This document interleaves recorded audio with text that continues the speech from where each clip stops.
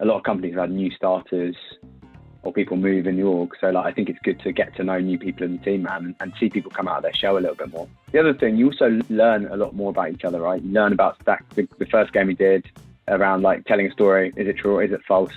You know, some of those stories are outrageous, like, but hysterical. I'll let you have one more question. Make it count. Are you telling a lie?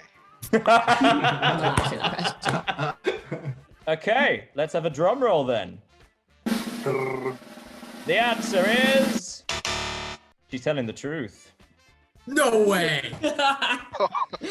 Yeah, I still have a scar on my thumb here. I think it's just a fantastic way of letting off a bit of steam, having a few drinks if you want to, kind of like being in the pub after work without physically being around each other. I think it's a great way to introduce somebody to the team. One of the team participants had only started last week, so he was really new to the team. It was a great way to get to know somebody and kind of understand who that person is in a work setting, but not in such a formal corporate way as well.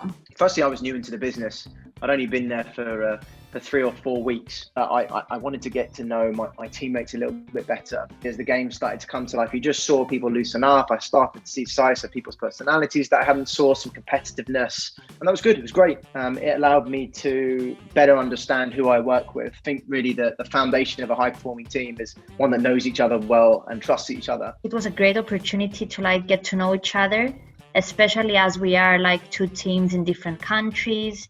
And we got to interact more with each other, and especially from the questions bit, we got to know each other more. So I mean, it definitely brought us closer.